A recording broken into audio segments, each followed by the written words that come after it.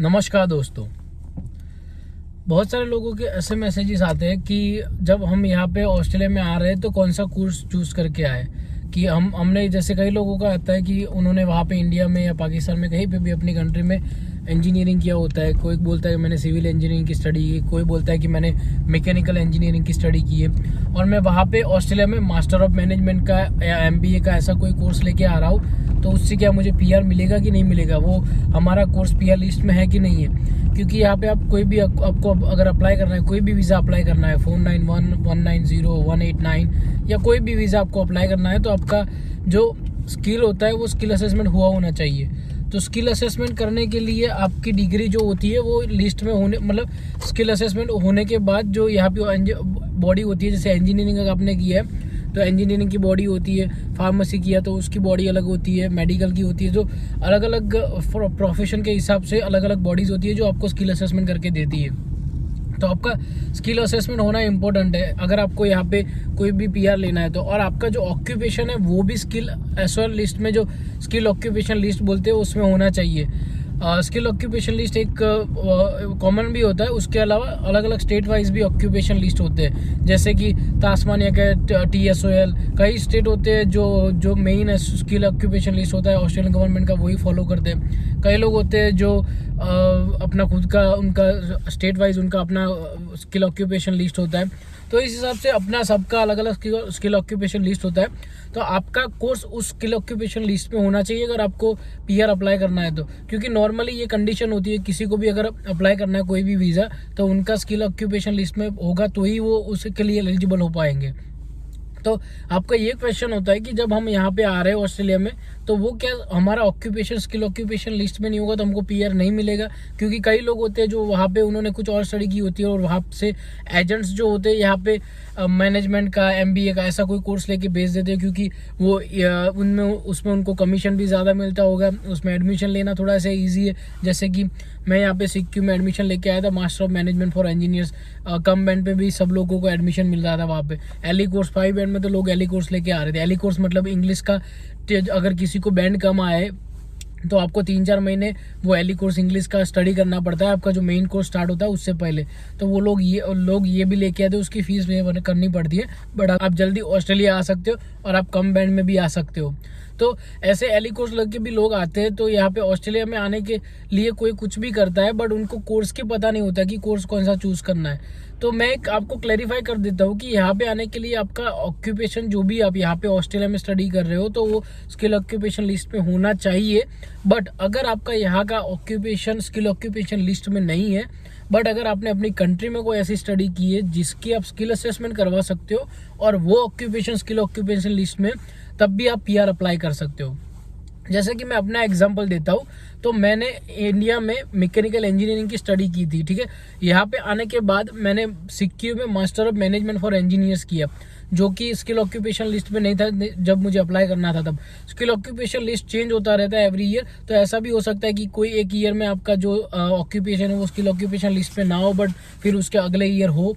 तो उस हिसाब से स्किल ऑक्यूपेशन लिस्ट आपको एवरी ईयर चेक करना पड़ता है जब भी आपको अप्लाई करना है। तो आज से आप 3 साल बाद अप्लाई करने वाले हो तो आप इतना सोच नहीं सकते। बट कई कॉमन ऑक्यूपेशन है, वो सारे इंजीनियरिंग वाले, मेडिकल वाले, वो तो है, होते ही है स्किल ऑक्यूपेशन लिस्ट में बहुत लंबे टाइम से, उसमें कोई चेंज नहीं होता इतना ज़्यादा। तो ये जैसे मैं अब बता रहा था कि मेरा एग्जांपल, जैसे मैंने इंडिया में मैकेनिकल इंजीनियरिंग किया था, तो मैंने क्या किया, यहाँ पे ऑस्ट्रेलिया में मैंने अपने डिग्री असेसमेंट करवा दी, स्किल असेसमेंट बोलते हैं जिसको। स्किल असेसमेंट करवाने के बाद मुझे ऑस्ट्रेलियन इंजीनियर्स ऑस्ट्रेलिया, जो इंजीनियरिंग की बॉडी है इंजीनियर्स ऑस्ट्रेलिया, उन्होंने मुझे स्किल असेसमेंट दे दिया कि भाई आप क्वालिफाइड इंजीनियर हो, तो हम यहाँ पे एलिजिबल है अप्लाई करने के लिए कोई भी जगह पे। तो जब मैंने अपनी 491 वीज़ा की फाइल डाली, तो मैंने यहाँ का मास्टर ऑफ मैनेजमेंट तो दिखाया सिर्फ 5 पॉइंट लेने के लिए, बट जो इंडिया की मेरी मैकेनिकल इंजीनियरिंग की डिग्री थी, वो मैकेनिकल इंजीनियरिंग की डिग्री पे मैंने अपनी फाइल लॉन्च की थी। मैंने अपनी मास्टर ऑफ मैनेजमेंट जो मैंने यहाँ पे किया था मास्टर, उस पर मैंने फाइल लॉन्च नहीं की थी। तो जो मेरा मेन ऑक्यूपेशन था वो मैकेनिकल इंजीनियरिंग का था, जो बैक इन इंडिया मैंने 2016 में ख़त्म किया था। तो उसके बेसिस पे मैंने यहाँ पे PR डाली। तो मेरी जॉब भी उसके रिलेटेड ही थी। मेरी जॉब थी मेंटेनेंस में, मैं जॉब करता था, तो मेरी जॉब लिंक करती थी मैकेनिकल इंजीनियरिंग को। तो उसके हिसाब से मुझे फ़ायदा भी हो गया, मेरा नॉमिनेशन 1-2 दिन में आ गया था, तो वीज़ा भी जल्दी आ गया। तो मैं बेसिकली यही बताना चाह रहा हूँ कि अगर आपको आपका ऑक्यूपेशन पता नहीं है कि जब आप यहाँ पे आ रहे हो तो आपका ऑक्यूपेशन लिस्ट में है कि नहीं है, तो आप कैसे पता कर सकते हो।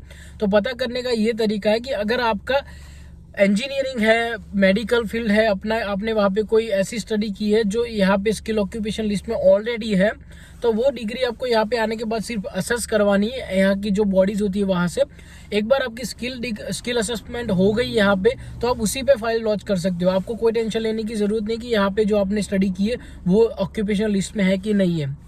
बस उसका ये बेनिफिट होता है कि आपको 5 पॉइंट एक्स्ट्रा मिलते हैं ऑस्ट्रेलियन स्टडी के, प्लस यहाँ पे आप जो मास्टर्स करोगे उससे आपको टीआर मिलेगा।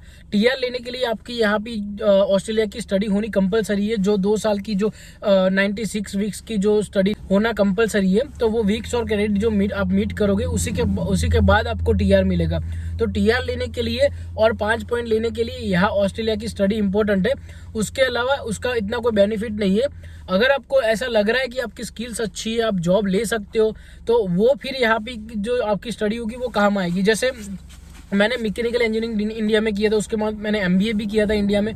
यहाँ पे आने के बाद मैंने master of management for engineers किया। तो जब जहाँ पे मैं अभी जॉब कर रहा हूँ वहाँ पे उनको पता चला कि मेरे पास 2 मास्टर्स डिग्री है, तो वो उन लोगों को बहुत अच्छा लगा।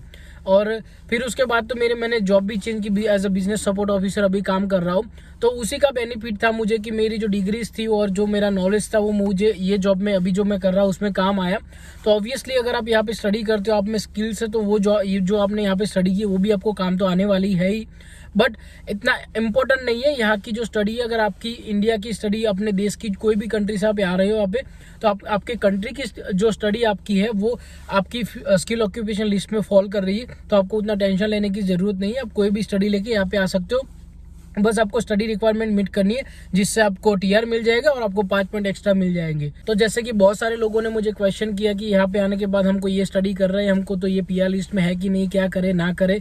तो आई होप कि आपको समझ में आ गया होगा कि आपको कैसे पता लगाना है कि आपका कोर्स पीआर लिस्ट में है कि नहीं है। तो पीआर लिस्ट में होना ना होना आप अपने तरीके से भी चेक कर सकते हो। सारे स्टेट के अलग अलग स्किल ऑक्यूपेशन लिस्ट भी होते हैं। सिर्फ आप गूगल पे जाके लिखोगे तो आपको स्किल ऑक्यूपेशन लिस्ट मिल जाएगी। उसमें जाके आप अपना जो ऑक्यूपेशन होता है वो चेक कर लो। अगर आपको वो मिल गया, जो आपने वहाँ पे अपनी कंट्री में स्टडी की, वो आपको मिल गया, तो फिर आप समझ लो कि आपको कोई टेंशन लेने की जरूरत नहीं। आपको ये भी चेक करना पड़ेगा कि आपकी वो स्किल असेसमेंट आप करवा सकते हो कि नहीं करवा सकते हो। तो ये सारी चीज़ें आपको थोड़ा बहुत ऐसे वेबसाइट पे भी मिल जाएगी। अगर नहीं मिलती है तो आप हमको कमेंट में बताइए, हम ट्राई करेंगे कि स्किल असेसमेंट के बारे में भी वीडियोस बनाएं और कौन कौन सी जो बॉडीज़ है जो स्किल असेसमेंट करती है उसका वीडियोस बनाएं। आपको फ्यूचर में बताएंगे कि कैसे कैसे आपको कौन कौन सी फील्ड के लिए कैसे स्किल असेसमेंट करवाना है। अब चलते हैं ग्रोसरी शॉपिंग के लिए। ग्रोसरी शॉपिंग के लिए नॉर्मली हम यहाँ पे कोल्स में आते हैं। जैसे हमारे इंडिया में डीमार्ट है, उसके जैसे यहाँ पे कोल्स है, और कोल्स के जैसी एक और चेन है वूलवर्थ। तो आप कहीं पे भी जाओगे पूरे ऑस्ट्रेलिया में, हर 1-2-5 किलोमीटर के में आपको ये कोल्स या वूलवर्थ कुछ ना कुछ तो मिल ही जाएगा। तो यहाँ पे सब कुछ ऑलमोस्ट मिलता है। मिल्क मिलता है, ऑल वेजिस मिलती है, फिर ऑल जो आपको चिप्स चाहिए, बिस्किट्स चाहिए, बहुत सारी चीज़ें अवेलेबल है यहाँ पे। ज़्यादा इंडियंस होने की वजह से पूरा एक इंडियंस का डिपार्टमेंट होने लगा है। सारे कोल्स में नहीं होता है, बट जो मेन सिटी में होते हैं वो उनका वहाँ पे एक इंडियन का पूरा एक उन्होंने सेटअप किया होता है। तो वो लेने के बाद हम जाएंगे चेकआउट में। यहाँ पे नॉर्मली सेल्फ चेकआउट होता है, तो आप वहाँ चेकआउट पे जाओ, अपने तरीके से जो भी स्कैन करना है कर लो। वहाँ पे एक बंदा खड़ा होता है, अगर आपको हेल्प चाहिए तो वो हेल्प कर देगा, नहीं तो आप अपने तरीके से स्कैन करो और निकल जाओ। तो अगर आपको ये वीडियो अच्छा लगा तो प्लीज़ वीडियो को लाइक कीजिए, हमारे चैनल को सब्सक्राइब कीजिए और ऐसे ही हमको मोटिवेशन देते रहिए आप सब्सक्राइब करके और लाइक करके। और अगर आपको कोई टॉपिक पे वीडियोस चाहिए तो वो प्लीज़ कमेंट कीजिए, तो उस पर भी हम वीडियोस बनाने का ट्राई करेंगे। मिलते हैं फिर नेक्स्ट वीडियो में, तब तक के लिए बाय बाय।